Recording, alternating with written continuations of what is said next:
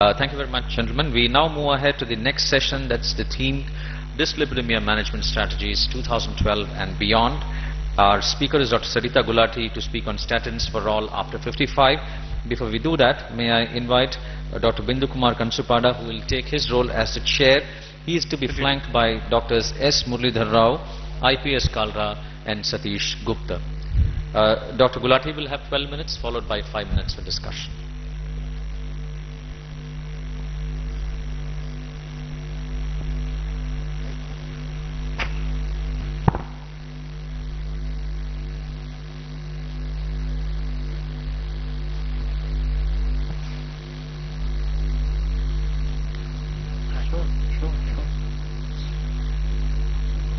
I request Dr. Kalra to start the proceeding of this session. Dr. Kalra to introduce the subject. The speaker introduction is already there on the screen. Subject. The morning session, Dr. Dev already stressed that statins are an important part of the treatment in the CVD, and use of statins have reduced many these CABGs and angioplasties. So I request her to give her lecture for that. Sarita, please.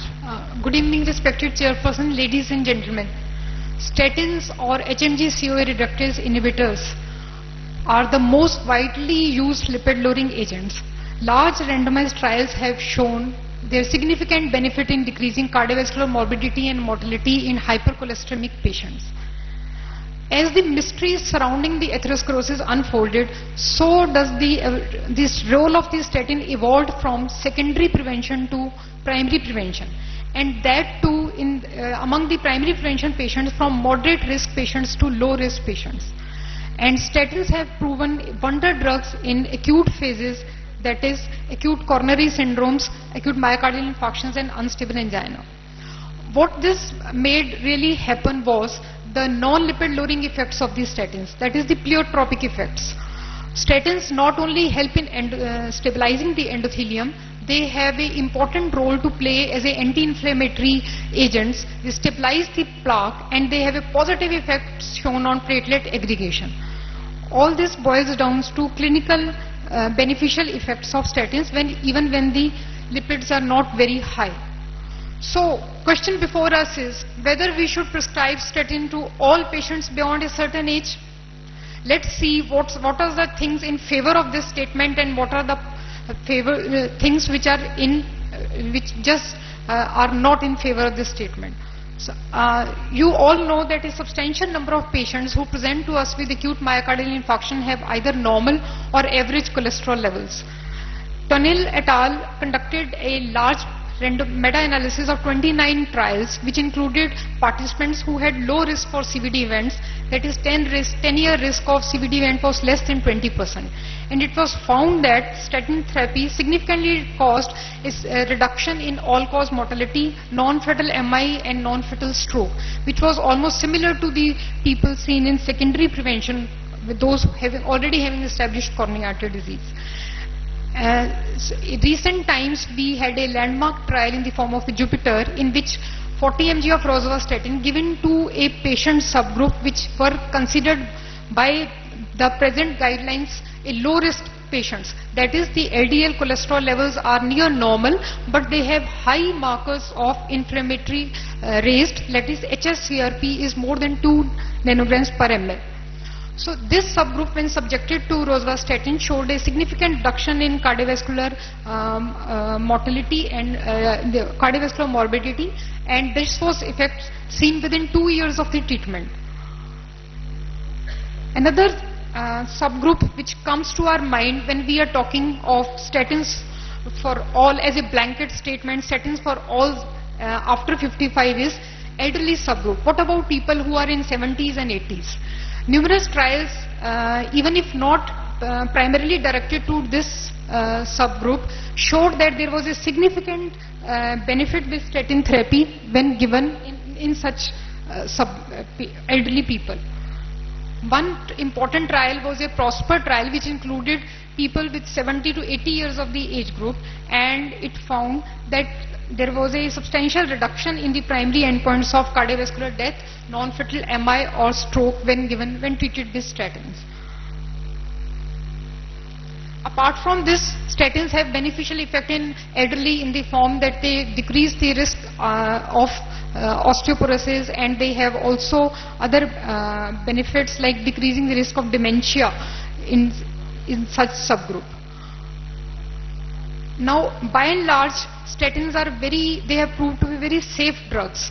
Most of the time, the adverse effects in the form of rhabdomyolysis the incidence is very low, and it has been found that if the proper patient education is there and clinically we keep following the patient, then the side effects can be bare minimal also.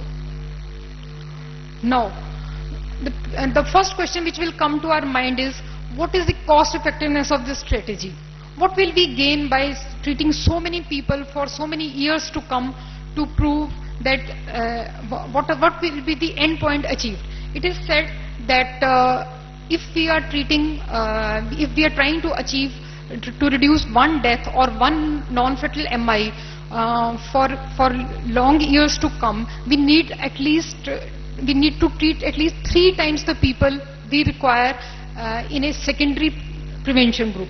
Like patient already having coronary artery disease being treated, and the patient who doesn't have coronary artery disease at present but are at risk, we need at least 3 times the number to achieve that goal. Now, second is, we will say that meta-analysis have their own drawbacks. Third point which comes to our mind is whether all the statins are same, or there is one statin having more benefit, more powerful than the other statin, and what is the status regarding the high potency or the low potency statin when we are tackling with this group. And here I will like to say that if we are talking about cost effectiveness, we need to be looking this issue in a broader perspective.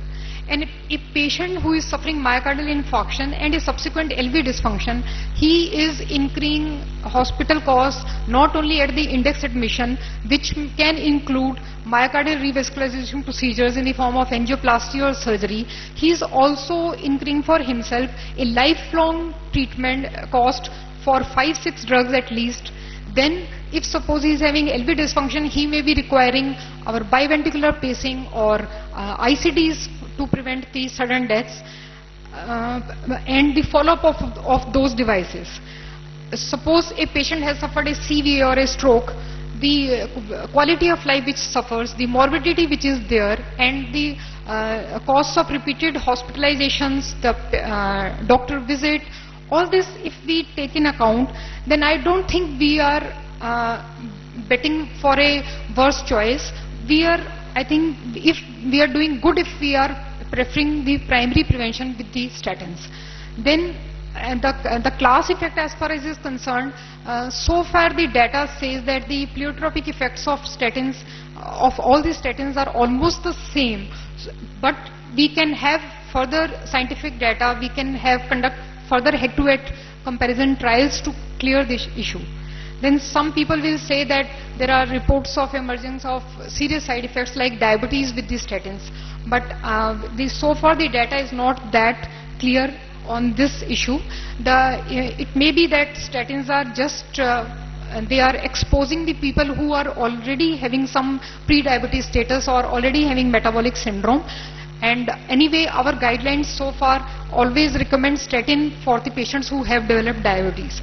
So these are some of the issues which need consideration. And as a preventive cardiologist, I think we are not saying any bad if we are saying that the prevention is better than cure, and we should be opting for statins in patients who are like low risk cardiovascular events. Thank you. A good presentation and a brief presentation. What about the pitavastatin? You have got any experience with pitavastatin? Pardon? Because supposed to raise the HDL much better than rosuvastatin or atorvastatin, pitavastatin. Effect on HDL? Yeah. Yeah, it's better with rosuvastatin than the atorvastatin. It is there. I have not understood what you are asking. No, pitavastatin, there are three statins, most important, atorvastatin, rosuvastatin and pitavastatin. This is supposed to increase the HDL much better than the other two. Yeah, that is there. It has got a beneficial effect, isn't it? But primarily you know that these statins are not the great agents for HDL. They are more for LDL. For HDL we have other drugs, and then we have exercise, lifestyle changes, the more fresh fruit intakes and antioxidants, which we should be opting for HDL.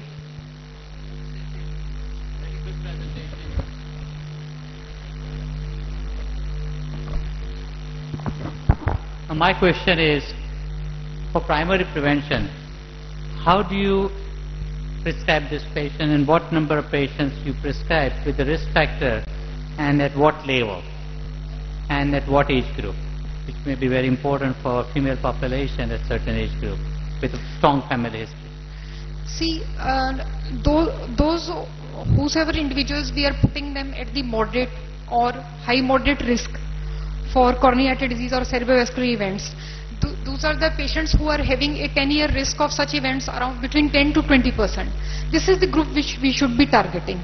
And data are, even if we don't have many dedicated studies for women, the data is sufficiently there that women will also be benefited equally as men.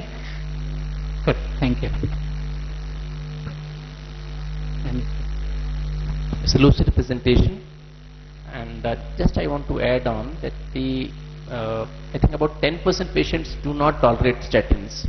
This is what we have seen in our practice, and along with statins, it's very, very important to have lifestyle modification. I have seen patients who do not follow the diet program properly. There may not be a good effect on the cholesterol lowering as is concerned, and though it is a boon to the all these CAD prone patients, but again we have to be careful, because sometimes this rhabdomyopathy is really crippling in about 10-15% patients. Yes, I feel when a physician is considering statin for his low risk patient, he is making the person so aware of the lifestyle changes, the exercise, the diet part, that the whole scenario can change. It is just not prescribing statin, it is the educating the person about his complete lifestyle for primary prevention. I think that is very, very important. Lifestyle modification plus statin is a very good combination. One more question I had for you. With the recent data with simvastatin and drug interaction, and Simva is still most widely used all over the world, do you alert your patient if they are taking higher dose of calcium blockers and other agent to be careful that not to go about 10 milligram of simvastatin? Yes, the drug-drug interactions have always to be kept in mind, and then one has to educate the person about the symptoms also. Then on follow-up visits we keep getting the LFTs done, CPK done, and keep asking about the symptoms. The idea behind that is to prevent the complications, the side effects like myopathy and myalgias. Thank you. She's given a lucid presentation. I think give her a big hand.